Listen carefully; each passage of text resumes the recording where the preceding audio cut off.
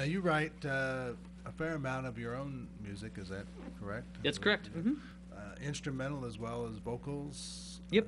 Both. So, kind of, what process kind of goes on in your head when you're dreaming something up? You know, how does that happen, and how does it get translated from the head to the fingers and into the guitar?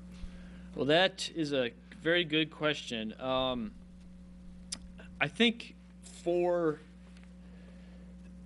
I think it's different for songs that I write that have lyrics and instrumental tunes. I think it's kind of two different processes to a certain extent.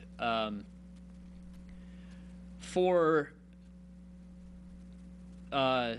instrumental tunes, it's almost a little bit easier for me because the way it generally starts is I find a small sort of nugget, or riff or melody, something of that nature that kind of catches my ear a little bit, and from there I have a little bit of music theory knowledge, so from there you can start to sort of harmonize that melody, add a bass line to it, add variation to it,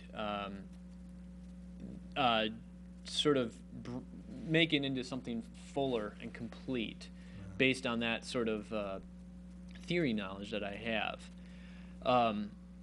Sometimes I'll have sort of two or three different types of ideas kind of percolating, and I'll work to sort of connect them together a little bit if it sort of works. Like, for example, that tune East versus West that I played, it kind of has sort of three distinct sections that sort of, two of them sort of existed independently for a while for me, and then I realized that they really meant to be together, and so I figured out how to connect them in a logical way, and that just made the whole tune sort of click. So for instrumentals, that's kind of the general idea, is you get kind of a melody, a small melody or a small idea, and I can use theory to harmonize it a little bit or work in some other variation. With songs that I write, for me, it's much harder, writing lyrics and things like that. I find that I can't force myself to write songs. In other words, if I sit down and try to write something, it always turns into a complete disaster.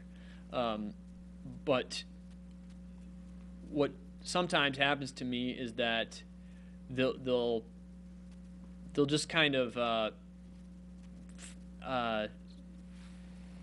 they'll come to me in waves. I'll get kind of a sort of a similar thing. I'll have a little bit of a lyric in mind. I'll have maybe one line, or maybe it's just one phrase. Sometimes it's even one word, and then all of a sudden, a whole bunch of stuff starts to flow out of that a little bit. It's almost kind of a stream of consciousness thing.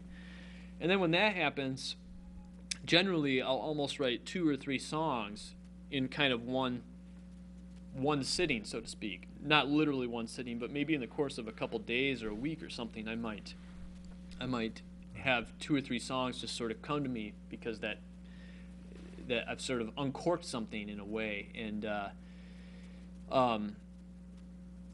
lot of times with the songs with lyrics, I kind of have a small collection of sort of guitar. I'll refer to them as grooves, accompanying parts, little things that I've played, and they're not quite complicated enough to be an instrumental all by themselves, but they have kind of a nice rhythm and can really work well for a vocal accompaniment.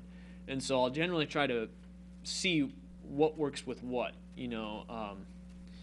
and that's kind of the process, I guess, that I have. Everybody is a little bit different, but that's kind of what I've found works best for me.